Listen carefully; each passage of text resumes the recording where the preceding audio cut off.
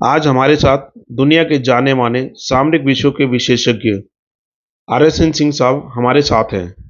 Sir, public 24x7 पर आपका स्वागत है। 2 दिन पहले की घटना है कि एक सऊदी मूल का मुसलमान जर्मनी के एक शहर मागडेबर्ग में क्रिसमस मार्केट में गाड़ी से लोगों को रोनते हुए चला जाता है। ऐसा लगता है कि जैसे यूरोप में क्रिश्चियन उत्सव के ऊपर कोई जिहादी ग्रहण सा लग गया है। आप इसको किस नजरिए से देखते हैं? धन्यवाद। आपके पब्लिक 24x7 दर्शकों को मेरा नमस्कार, मेरा प्रणाम। आज आपने एक बहुत ही संजीदा और एक बहुत महत्वपूर्ण विषय चुना है, और मैं यूं कहूं कि हमारे देश में इस पर चर्चा तो हुई है, लेकिन जिस व्यापक रूप से इसका विश्लेषण होना चाहिए वो शायद नहीं हुआ है। और मेरा यही प्रयास होगा कि इसके कुछ जो पहलू हैं मैं आपके सामने प्रस्तुत करूं, और इस पर आपके जो दर्शक हैं, आपके जो श्रोता हैं, उस पर खुद चिंतन करें। तो देखिए, ये पहली बात कि ये घटना कहाँ हुई है। आपने मैडबर्ग सिटी की बात की है, जो अ, जो ये जो आप देख रहे हैं, ये जर्मनी का इलाका है। यहाँ पे हुआ है, ये ईस्टर्न जर्मनी में है, कोई बर्लिन से 180 किलोमीटर दूर वेस्ट में। बर्लिन आप देखेंगे बिल्कुल एक तरह से बॉर्डर रीजन में ईस्ट पे है। और ये सिटी जो है, इसकी पॉपुलेशन है 2,40,000। ऐतिहासिक रूप से ये बहुत महत्वपूर्ण है। यहाँ पे जो पहला जो ऑटो वन जो था, फर्स्ट होली रोमन एम्परर, यहाँ पर उनको दफनाया गया था। कई सालों तक वो अनइंटरप्टेड 8 से 16 सेंचुरी थे। वो किंग ऑफ इटली भी थे, और 8 टू 16 सेंचुरी के बीच वो जर्मनी किंग ऑफ जर्मनी भी थे। तो आप समझ सकते हैं कि ये जो मैडबर्ग जो सिटी है वो कितना महत्वपूर्ण है ऐतिहासिक रूप से। और खास करके अगर आप ईसाई मजहब के नजरिए से इसको देखें, और ये जो फर्स्ट होली एम्परर जिनकी हम बात कर रहे हैं, इनको ईसाई दुनिया में फर्स्ट एमंग इक्वल्स माना जाता था। और ये घटना घटी है, आपने सही कहा, कि एक सऊदी मूल का आदमी जो कि 20 साल से यहाँ रह रहा था, जो कि साइकेट्रिस्ट है, उसने BMW अपनी गाड़ी निकाली, और वो जो क्रिश्चियन मार्केट जो हमारे यहाँ जैसे दिवाली मेला वगैरह लगता है, वैसे वहां भी यूरोप में शहरों में ये मतलब एक तरह का कहिए तो एक क्रिश्चियन फेयर, क्रिश्चियन मेला, क्रिश्चियन मार्केट वहां पे बनता है। तो उसको उसने लोगों को रौंद दिया। 5 लोग मारे गए उसमें, जिसमें एक 9 साल का बच्चा था, और बाकी आप कह सकते हैं कि वृद्ध महिलाएं थी, जो 4 थी। तो ये पहली बार नहीं हुआ है यहाँ पर। अगर आप एक 1207 में एक बार यहाँ पर भीषण आग लगी, और उसके बाद 1631 में आपको मालूम है कि यहाँ पे जो कैथोलिक्स और प्रोटेस्टेंट्स थे, उनके बीच में 30 इयर्स वॉर चला था, जिसमें कि 20,000 लोग ये मारे गए थे। तो ये मैं आपको ये बता दूं, आपके दर्शकों को, कि जब इस रीजन का आप विश्लेषण करते हैं, तो आप इसको देखिए, आप इस पूरे रीजन पे, ये वेस्ट एशिया से आपको इसको जोड़ के देखना होगा। ये सऊदी अरेबिया का मूल का व्यक्ति, जैसा कि मैंने बताया, वो असाइलम लेता है जर्मनी में जाके। और ये असाइलम जो है, आपने देखा होगा कि ये 2015, 2016, 2017 में ये ज्यादा असाइलम सीकर्स हुए थे। वही नहीं, कम से कम 10 लाख, 1 मिलियन, 10 लाख शरणार्थी, मुस्लिम शरणार्थी, ये ज्यादातर मेडिटेरेनियन क्रॉस करके और दूसरे रास्ते वो जब जर्मनी पहुंचे वहां पे, तो ये सीरिया में जो उथल पुथल हुआ उस समय, जो इस्लामिक स्टेट को लेके, और ये आपका जो अल नुसरा जो था उसको लेके, और बशर अल असाद को वहां पर हटाने की कोशिश की गई थी उस समय, जो कि कामयाब नहीं हुई थी रशिया के आने के कारण। तो उस समय एक बहुत बड़ा एग्जोडस हुआ, और आप देखेंगे कि वो एक एग्जोडस में तुर्की ने बहुत इंपॉर्टेंट रोल प्ले किया था।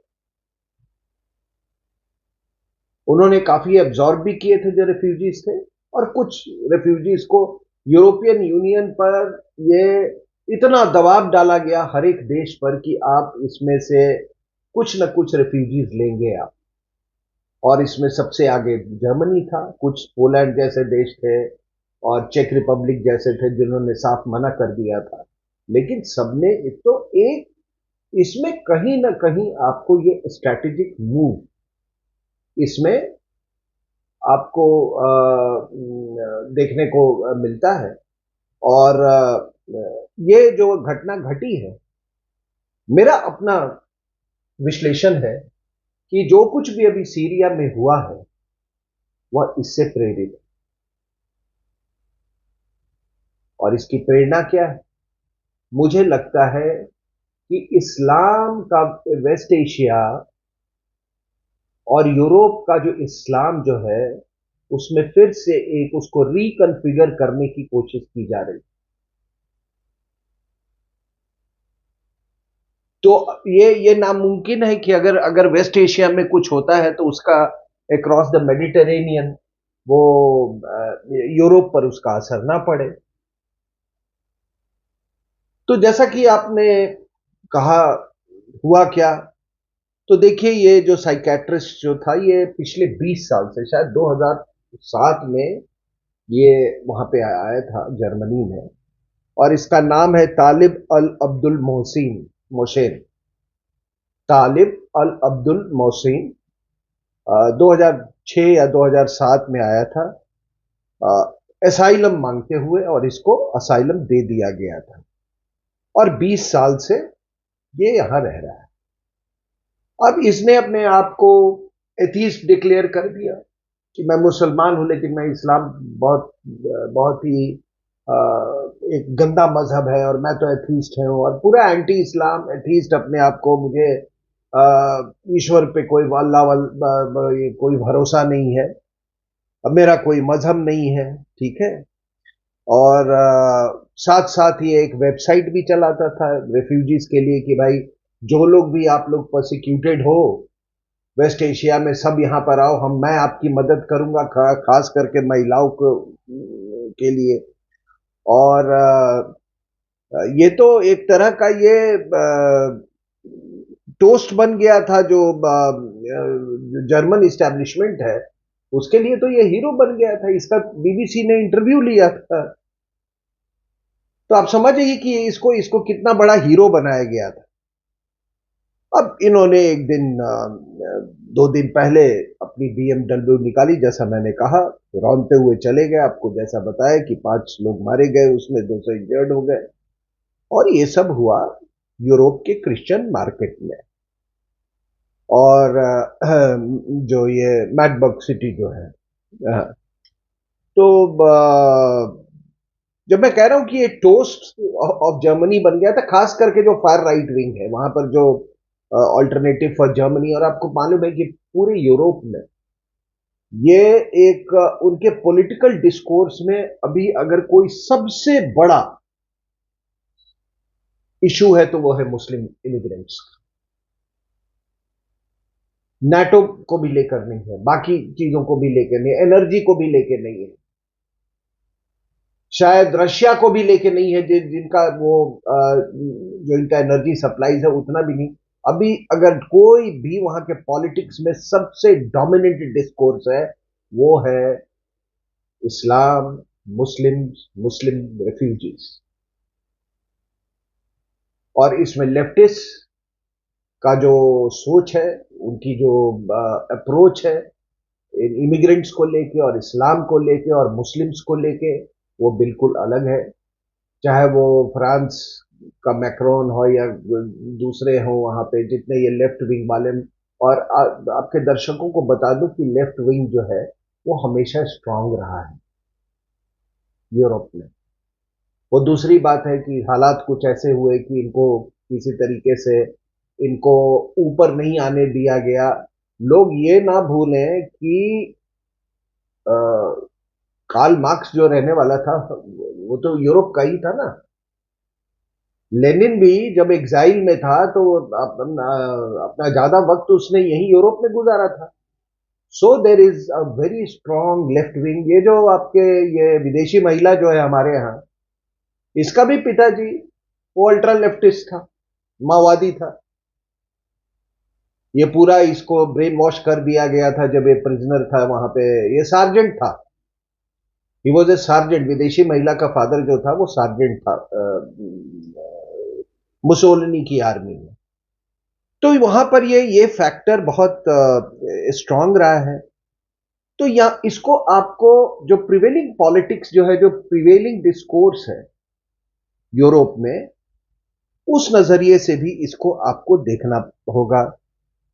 तो जो मैंने कहा, जो फायर राइट पार्टी है, क्योंकि अपने आप को एथीस्ट कहता था और इस्लाम बेटर था, तो इसलिए वो ऑल्टरनेटिव फॉर जर्मनी जो पार्टी है वो, उनका भी टोस्ट था ये। और उसके जितने कमेंट्स होते थे उसको वो लोग रिट्वीट करते थे।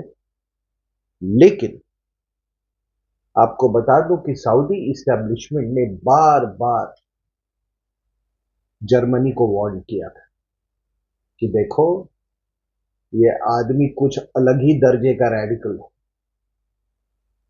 ये आपके यहां बहुत आफत लाएगा। उनकी बात नहीं मानी। वहां के इंटेलिजेंस जो है, सऊदी इंटेलिजेंस, उन्होंने इनको बार बार इनपुट्स भेजा। लेकिन ये लोग कुछ अपने, इनका कोई एजेंडा था, उसको माना नहीं। जो जर्मनी का office for migration and refugees है, उन्होंने खुद स्वीकारा है कि हमको इसके बारे में बहुत पुख्ता इंटेलिजेंस हमको मिला, लेकिन क्योंकि वो हमारे कार्य क्षेत्र से बाहर था, इसलिए हमने उपयुक्त जो अधिकारी थे इससे रिलेटेड, हमने उनको इसका ये उसको रेफर कर दिया था, ये पूरे मामले को। तो क्या ये पहली बार हो रहा है?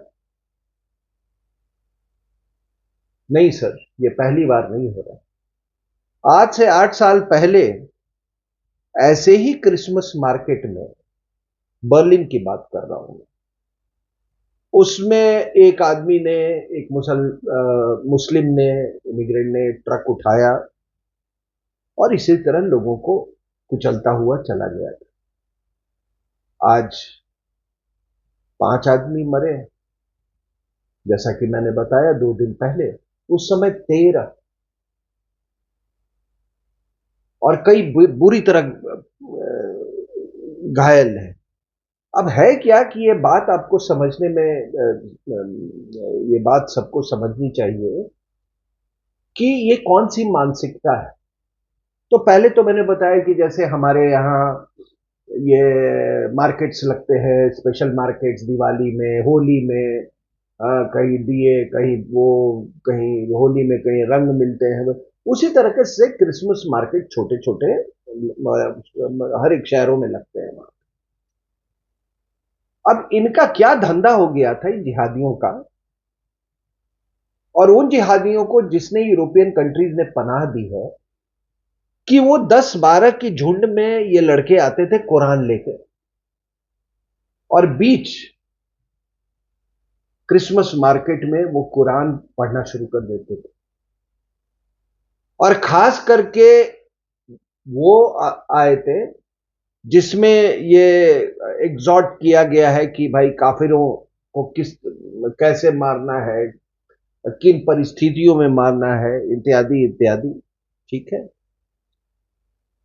तो ये कोई नई बात नहीं है।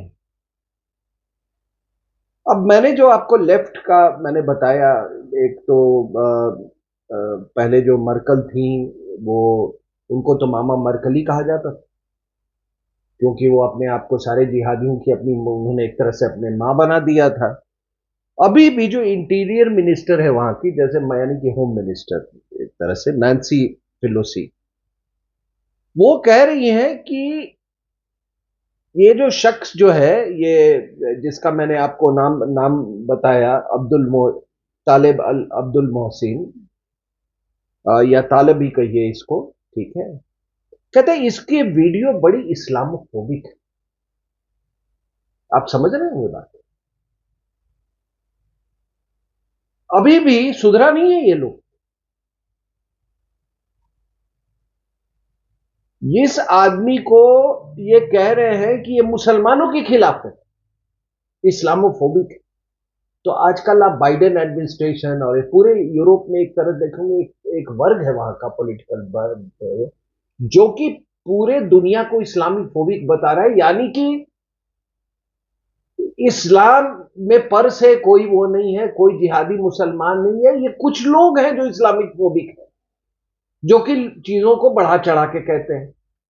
तो अभी भी ये जो Merkel, Biden, George Soros, Rahul Gandhi, ये तमाम लोग हैं, उनका एक ही एजेंडा है। आप देख लो, एक ही सोच, एक ही एजेंडा, ये करके। तो आप एक चीज देखिए कि अ, जो अभी ये घटना घटने के बाद रिएक्शंस सोशल मीडिया में, तो सोशल मीडिया में कई तरह के थ्योरीज आ रहे हैं, कई तरह के आ, आ, अगर आप कॉन्स्पिरेसी थ्योरीज कहना चाहते हैं तो कॉन्स्पिरेसी थ्योरीज, जो कि हालांकि मैं इस वर्ड पे ज्यादा तवज्जो नहीं देता, कॉन्स्पिरेसी थ्योरीज में कहीं ना कहीं इसमें सच्चाई जरूर होती है। तो जो ये सीरिया का जो नया जो ये रूलर है, अहमद अल शरा, जो हयात अल तहरीर शाम का जो लीडर है, जिसको जोलानी भी कहते हैं, उसने मालूम है क्या कहा? उसने इस घटना को के बारे में कहा कि टेररिज्म और apostasy are two sides of the same coin. यानी कि आप अगर इस्लाम को त्याग देते हो तो आप बहुत बड़े टेररिस्ट बन जाते हो, जो कि इसने ये तालिब ने किया। आप समझ रहे हैं? तो कहने का क्या आपका तात्पर्य है? यानी कि कहीं इनको इस बात की फिक्र है कि और भी तो लोग नहीं है कि इस्लाम छोड़ रहे हैं। तो उसको इस तरीके से उसने जोड़ के देखा है। कुछ लोगों ने इसको ईरान और शिया के चश्मे से देखा है, प्रिज्म से, कि भाई ये जो है, ये कतिफ इलाका है, जो ये देख रहे हैं आप, ये इलाका जहां पे ये व्हाइट मैंने ये लगा, ये ईस्टर्न सऊदी अरेबिया जो है, ये शिया बहुल्य क्षेत्र है। और इनके रिश्ते जो है, जो मेजॉरिटी सुन्नीज है सऊदी अरेबिया में, उनके साथ इनके रिश्ते हमेशा स्ट्रेंट, और एक तरह से ये दूसरे दर्जे के वहां पे सिटीजन्स हैं। और ये भी आपको बता दूं कि सऊदी अरेबिया का जितना ऑयल वेल्थ है, वो सब इस रीजन में, ईस्टर्न रीजन में। तो कुछ लोग इसको कह रहे हैं कि ये कातिफ का रहने वाला है, ईस्टर्न सऊदी अरेबिया का, जो कि शिया मेजॉरिटी है। कुछ कह रहे हैं कि भाई उसने फेसबुक पे अपने एंटी इजराइल और प्रो ईरानियन कंटेंट जो है, उसके कई कमेंट्स डाले। कह रहे हैं, कुछ कह रहे हैं कि भाई ये सोशल मीडिया से तो यही रिवील होता है कि ये बशर अल असाद का ये सपोर्टर था। कुछ लोग ये कह रहे हैं कि ये बशर अल असाद का भाई महर अल असाद, जो कि इराकी कुर्दिस्तान में जिसने शरण लिया हुआ है, वो वहां से ये यूरोप में स्लीपर सेल्स चला रहा है। तो ये तरह तरह की बातें उठ रही हैं। मेरा कहने का तात्पर्य क्या है कि मैं दर्शकों को ये बताना चाहता हूं कि देखिए, जब वेस्ट एशिया में, जो मैंने पहले कहा, कुछ भी होता है तो उसका असर क्या होता है यूरोप पे। सीरिया में कुछ हुआ, उसने कोई नई डायनेमिक्स जनरेट कर दी है। उसके पहले वो रेफ्यूजी वाला डायनेमिक्स जनरेट हुआ था। और इसके साथ ये आपका जो एनर्जी फैक्टर जो है वो भी इसके साथ है। तो एनर्जी भी है, इसमें इस्लाम भी है, इसमें हिस्टोरिकल क्रूसेड्स वाला जो फैक्टर है वो है, इसमें शिया शिया सुन्नी वाला फैक्टर है, इसमें कुर्दिस्तान वाला फैक्टर है, इसमें यहूदियों वाला फैक्टर है। ये पूरा रीजन को आपको इस नजरिए से देखना होगा और इस घटना को आपको इन चश्मों से देखना होगा। अब मेरे पास बहुत से सवाल। सवाल क्या है कि भाई, अगर ये सऊदी अरेबिया के लिए इतना बड़ा, ये एक तरह का बर्डन, सस्पेक्ट कहिए, जो कह लीजिए आप, विलन कहिए, अगर है वो, तो ये जर्मनी के लिए क्यों इतना बड़ा एसेट बन गया?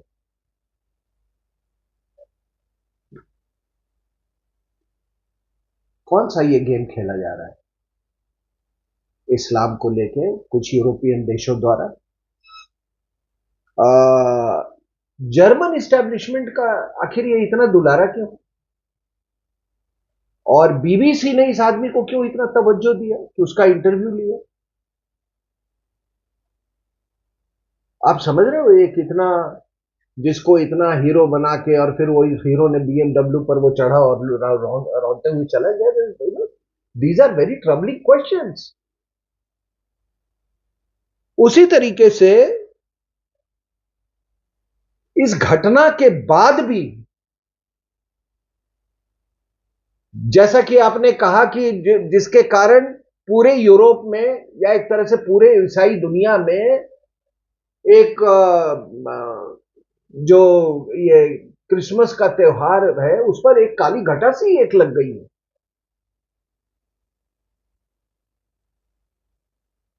कई यूरोप के लीडर्स ने ऐसी बात कही है।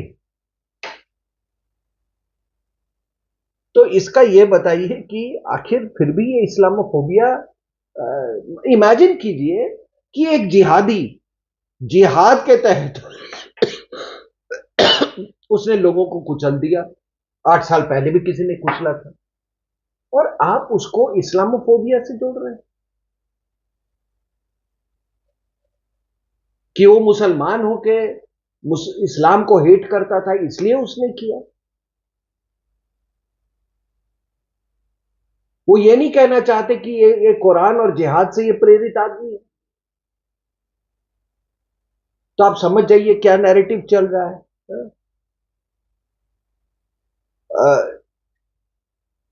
क्या ये जो घटना घटी है इसके पीछे कहीं ये तो साजिश नहीं है कि आ,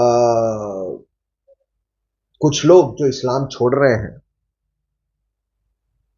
शायद ये इतना खुल के पब्लिक में नहीं आया है, लेकिन इसके बारे में मैं चर्चा करूंगा उनको डिसुएड करने के लिए, उनको रोकने के लिए। और सबसे महत्वपूर्ण बात कि अगर ये वाकई में एथीस्ट है, ये ईश्वर अल्लाह पर विश्वास नहीं करता है और इस्लाम हेटर है या इस्लाम बेटर है, तो 20 साल में इसने कभी कोई मुस्लिम को क्यों नहीं टारगेट किया? ये क्रिसमस को ही क्यों टारगेट करते हैं किया इसने? अभी 2 महीने के बाद रमजान शुरू होने वाला था, उसका इंतजार कर लेता।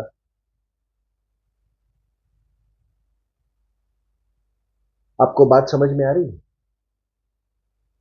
अब कभी कभी मुझे आ, ये अरब स्प्रिंग जब से शुरू हुआ उस समय से मुझे इस बात का एक संदेह था कि कहीं ना कहीं ये सारी जो ये अरब स्प्रिंग आप देख रहे हैं और इत्यादि जो है, इसमें कहीं पर मुस्लिम देशों का रिकन्फिगरेशन और जो क्रिश्चियन का जो अपना जो एजेंडा जो है वो कहीं पे इसमें कंसील, इसमें छुपा हुआ है अरब स्प्रिंग के ऊपर। आप याद कीजिएगा वो अरविंद केजरीवाल वाला भी जो यहां पे हुआ था, उसमें भी ये क्रिश्चियन एजेंडा बहुत बहुत प्रोनाउंस था। आपको याद है ना, ये पहला इलेक्शन जो हुआ था तो इसमें ये चर्च पे हमले हुए थे। तो आप अगर आप देखें, मेरा जो मेरा अध्ययन कहता है कि दुनिया में अ, एक बड़े सरप्शियस तरीके से क्रिश्चियनिटी जो है उसको फैलाया जा रहा है। और अगर आप नंबर वन कंट्री, अगर आप, जो मेरी जानकारी है कि अगर कोई देश में जहां सबसे तेजी से इस्लाम फैल रहा है वो है सऊदी अरेबिया। कैसे? क्योंकि वहां पे एक्सपैट्रिएट्स बहुत जाते हैं। एक्सपैट्रिएट्स कौन है? फिलीपींस के लोग, ठीक है ना। फिलीपींस भरे पड़े हैं ये पूरे मिडिल ईस्ट में। उसके बाद आपके इंडियन ओरिजिन के भी बहुत क्रिश्चियंस हैं, केरला से और साउथ इंडिया से। बाकी केवल मुसलमान नहीं जाते हैं, क्रिश्चियंस भी भारी मात्रा में जा रहे हैं, ठीक है ना। और उसका जो आपने देखा कि ये जो डायनेमिक्स है केरला में, क्रिश्चियंस वर्सेस मुस्लिम्स, जो Islamic state in Syria, ISIS जो था, इराक एंड सीरिया, उसमें कई को कन्वर्ट करके, आपको याद होगा कि उनको सेक्स स्लेव्स बना के वहां ले गया गया। तो ये भी डायनेमिक्स वहां पे है। तो ऐसा लोगों का मानना है कि बड़ा सरिप्शियसली ये फैल रहा है सऊदी अरेबिया में। लोग के घर में मीटिंग्स होते हैं, सर्विसेज होते हैं लोगों के घर में संडेज को। दूसरा देश है इंडोनेशिया। ये देखिए, मैं इंडोनेशिया, मैंने कहा एक सऊदी अरेबिया, दूसरा इंडोनेशिया। अब इंडोनेशिया की पॉपुलेशन है करीब, मान लीजिए 28 करोड़ है। तो यहां भी कुछ इलाके हैं जो सुलेवासी का इलाका है, वहां पे क्रिश्चियन मिशनरी बहुत ये कर रहे हैं। तो आपने तिमोर में तो देख ही लिया था क्या हुआ, ठीक है ना। तिमोर के दो टुकड़े कर दिए गए इसी ईसाइयत के नाम पे। तीसरा है, आप सरप्राइज होइएगा, टर्की, तुर्की। करीब 3-4 करोड़ की वहां पॉपुलेशन है। और वहां पर एक इतिहास तो आपको मालूम ही है कि वहां पर एक बाइजेंटाइन एम्पायर जो था, वहां पर जो एक बहुत मशहूर मॉस्क जो है उसको एर्दोगन ने कन्वर्ट कर दिया दोबारा। इसमें हिस्टोरिकल चर्च था मॉस्क में। तो आप ये तमाम चीजें कर सकते हैं, लेकिन जो अंडर करेंट है, आफ्टर ऑल ये कम्युनिस्ट मूवमेंट कैसे हुआ? मुझे याद है, मैं उस वक्त बहुत छोटा था, अ, छुट्टियों में आया हुआ था मैं देहरादून से, तो मैं जयप्रकाश नारायण का भाषण सुनने गया था। 1974 की बात है, मेरी उम्र उस समय महज 14 साल की होगी। लेकिन मुझे एक वाकया याद है वो, वो बैठ के भाषण देते थे, तो उन्होंने एक बात कही थी कि जब वो अमेरिका में थे तो उन्होंने कहा मैं घोर कम्युनिस्ट था। तो उन्होंने कहा कि हमारे जो क्लासेस होते थे वो कोई दर्जी के दुकान में रात में होते थे, ठीक है ना, ऐसे करके। तो इस तरह के जो मूवमेंट चलते हैं उसका ट्रैक रखना मतलब इतना आसान नहीं होता, लेकिन ये हकीकत है। तुर्की है, मोरक्को है, Morocco, Algeria, Egypt, Egypt, Morocco में का पॉपुलेशन 4 करोड़ है। इसमें बर्बर्स जो है वो काफी मतलब वो क्रिश्चियनिटी की तरफ ये कर रहे हैं। कजाकिस्तान, ये देखिए कजाकिस्तान, 2 करोड़ की यहाँ पर पॉपुलेशन है। प्रेजेंस यहाँ रशियन ऑर्थोडॉक्स चर्च जो है अभी भी बहुत स्ट्रांग है, हालांकि ये चर्च बाकी चर्च से काफी अलग है। ट्यूनिशिया है यहाँ पे, ट्यूनिशिया 1.2 करोड़, ठीक है ना, इनका भी पॉपुलेशन है। और मलेशिया यहाँ पे,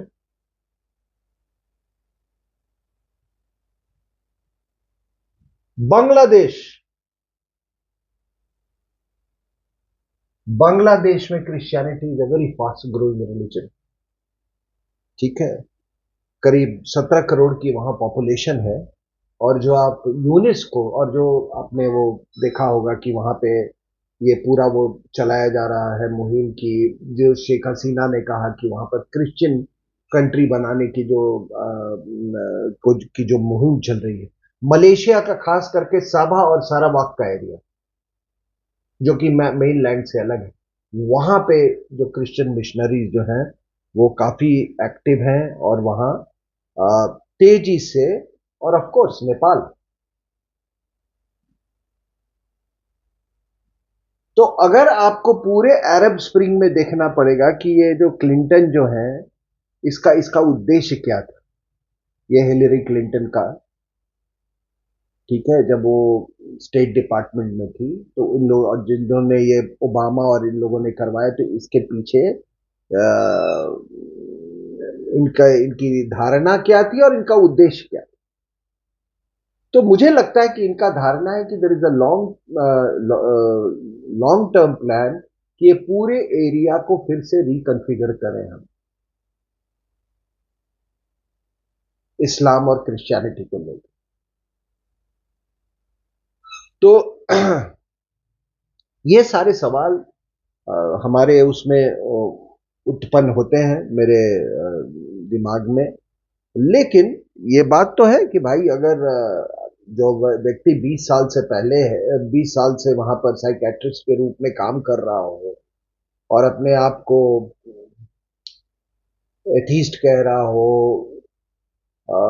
इस्लामिक हेटर कह रहा हो, वो आखिर मुसलमानों को वो टारगेट क्यों नहीं कर रहा है। अब सवाल इससे जुड़ा हुआ एक सवाल आता है कि क्या यह एक तरीका अपनाया गया कि किस तरीके से अपने आप को एथीस्ट बना के, अपने को लेफ्टिस्ट बना के, अपने को इस्लामिक हेटर बना के, अपने को घर वापसी वाला बना के, आप जो है आप बिल्कुल उस समाज में आप पेनिट्रेट कर जाए। क्या हमारे देश में भी कुछ ऐसा हो रहा है? क्या कुछ ऐसे लोग हैं जो कि अपना भाषण बिस्मिल्लाह रहमान रहीम से शुरू करते हैं? क्यों करते हैं? और तो छोड़िए, सावरकर का जो उनका इंस्टीट्यूट है मुंबई में, उसके एनुअल लेक्चर में जो आदमी हिंदुत्व का इतना बड़ा ज्ञानी और जिसको कहते हैं इंटेलेक्चुअल प्रोजेनाइटर आप एक तरह से कहें, वहां पर इसके पीछे क्या है कि आप एक मैसेज दे रहे हैं उन लोगों को कि मैं आप ही का आदमी हूं, लेकिन क्या करें, इन तक इनको पेनिट्रेट करने के लिए ये मुझे रास्ता अपनाना अपनाना पड़ा है। हिंदू संस्कृति, हिंदू धर्म, हिंदू सभ्यता का रास्ता, और इसमें पेनिट्रेट करके जब समय आएगा तो करवट बदलने में कितना टाइम लगता है। जैसे 2014 के बाद कई लोगों ने करवट बदली ना, तो फिर आगे भी ये बदल सकते हैं। उसमें उसमें समय कितना लगता है। हवा का रुख देख के तो बहुत बड़ा सवाल उठता है ये। और मेरी अपनी राय है कि ये जो तालिब जो जिस ये है मोशन जो ये आदमी बिल्कुल वही है। ये सोसाइटी को पेनिट्रेट कर गया, राइट विंग को पेनिट्रेट कर गया। और अब देखिए वो जो आपका जुलानी है वो क्या कह रहा है कि भाई जो एपोस्टेट है जिसे इस्लाम को छोड़ा वो आपके लिए ज्यादा खतरनाक है, इसलिए इस पर प्रहार मत करो। तो मेरा ये अपना विश्लेषण है, और हो सकता है बाकी लोगों की कुछ अलग राय होगी, लेकिन इस पर मैं नजर बनाए रखूंगा, और कृपया आप भी नजर बनाए रखें, क्योंकि ये आपको डायरेक्टली इंपैक्ट करता है। मुझे सुनने के लिए बहुत बहुत धन्यवाद।